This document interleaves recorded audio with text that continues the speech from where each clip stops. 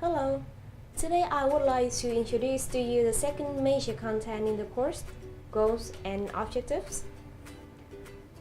For the first part, goals are a way of putting into words the main purposes and intended outcomes of your course. If we use the analogy of a journey, the destination is the goal and the journey is the course. The objectives are the different points you passed through on the journey to the destination. In most cases, the destination is composed of multiple goals, which the course has to weave together. Sometimes, teachers and students reach unexpected places. When you are off course, it may be because you need to adjust your course for a more suitable destination for your students. And so you must redefine and refine your goals. On the other hand, goals can help you to stay on course, both as you design the course and as you teach it. Stating your goals have to bring into focus your vision and priorities for the course. They are general statements, but they are not vague.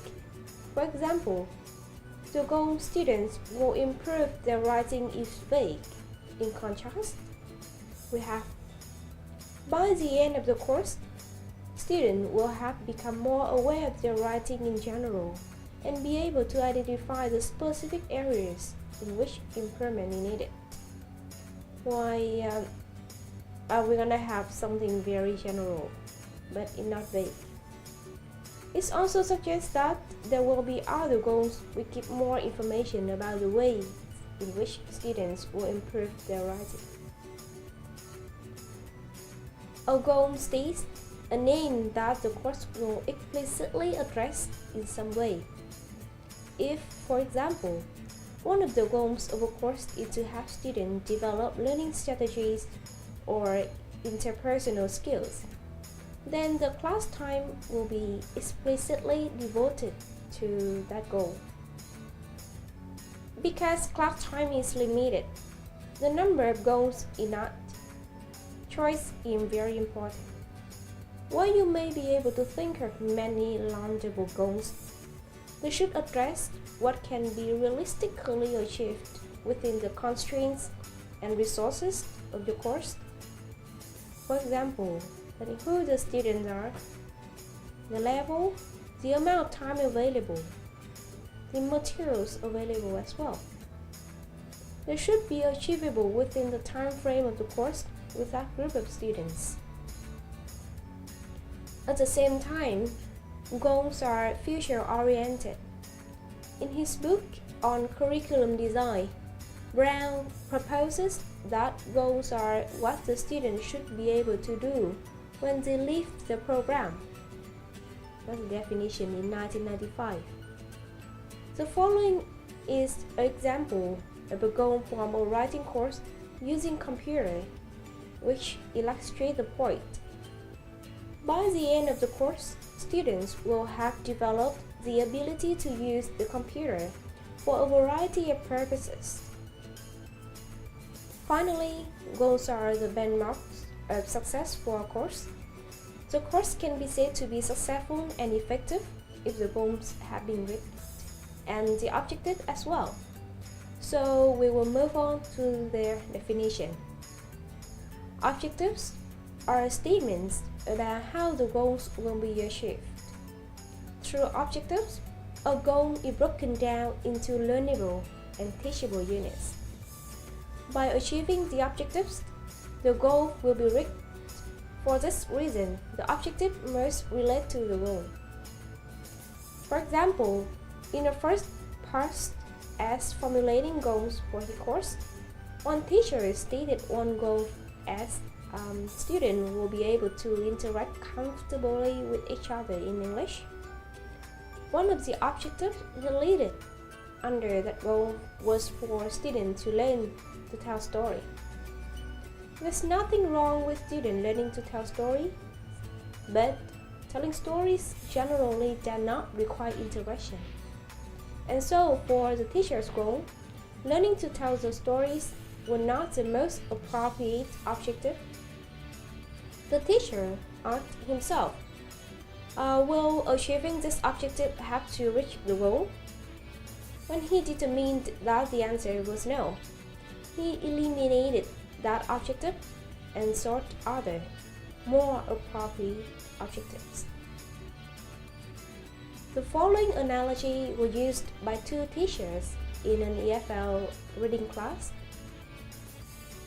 to help their students understand goals, objectives, and strategy. The teacher told the student that a friend wanted to lose 10 pounds that he had gained over the winter. I wrote, I want to lose 10 pounds on the left side of the board. Then I asked the student for some advice on how to achieve her goal. I wrote their responses on the right side of the board. Some of their advice were very general. For example, exercise and don't eat junk food. So I told them my friend's schedule was very busy and asked what kind of exercise she could do given her time constraints. It led to some more specific suggestions. For example, she should always take the stairs instead of elevator. Students could see that the more specific the advice, the easier it would be to follow it.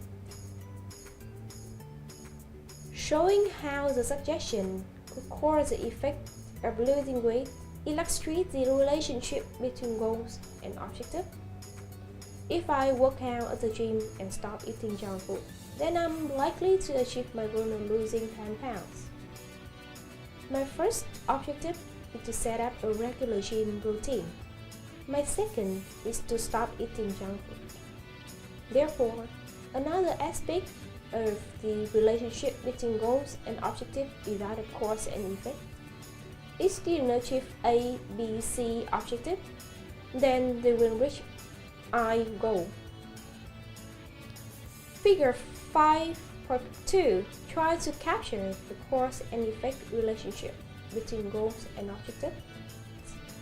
In principle, this is a good idea.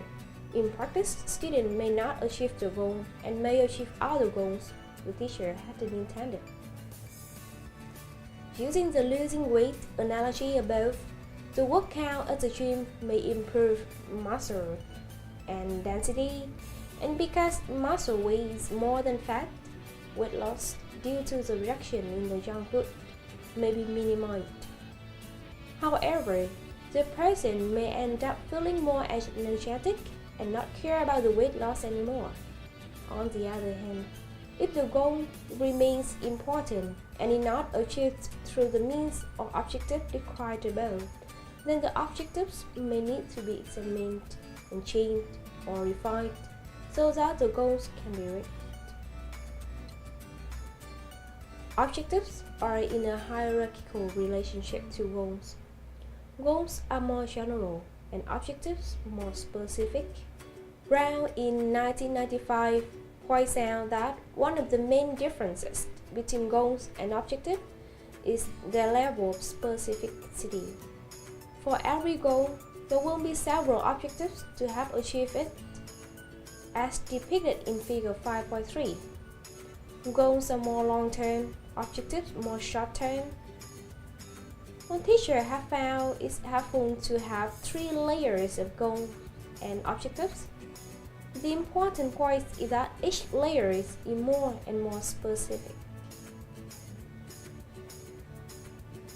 The Australian Language Levels Guidelines have 4 layers for their goals and objectives, as in Figure 5.4. The goals, which provide direction for the teaching and learning, are written from the teacher's perspective. They are divided into broad goals, which are the general aims of the course, and specific goals, which break down the broad goals and make them more tangible. Objectives spell out what the student will actually learn or be able to do by the end of the course. General objectives spell out holistic results, and specific objectives spell out particular knowledge or skills the student will acquire. The relationship among these 4 layers is depicted in the chart. One objective may serve more than one goal, as can be seen in figure 5.5. For example, Dennis Lawson had the two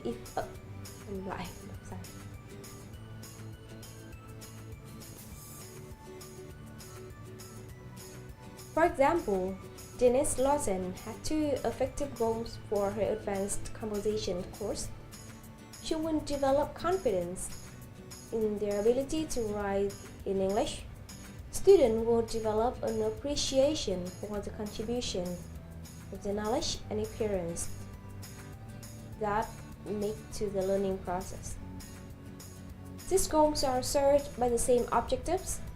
Among them are student will be able to document the strengths as writer, highlighting areas in which we can serve as teachers to other students. Students will be able to use assessment forms to evaluate their own and their peers' writing. And finally, students will be able to articulate how they can use feedback from their peers to improve their writing. Formulating goals and objectives have to build a clear vision of what you will teach. Because a goal is something toward which you will explicitly teach, stating goals have to define priorities and to make choices. Clear goals have to make teaching purposeful because what you do in the class is related to your overall purpose. Goals and objectives provide a basis for making choices about what to learn and what to teach and how. Objectives serve as a bridge between needs and goals. Stating goals and objectives is a way of holding yourself accountable throughout the course. Goals is not a wish list. For example, if one of your goals is for students to be able to identify areas of improvement in their writing, then you will need to design ways for students to evaluate the writing as well, as ways to assess the effectiveness in identifying those areas you need to improve. Finally, a clear set of goals and objectives can provide the basis for your assessment plan. The next video will describe ways to formulate goals and objectives. Alright, it's time to say goodbye. We do hope that you enjoy it. Thank you for watching and see you next time.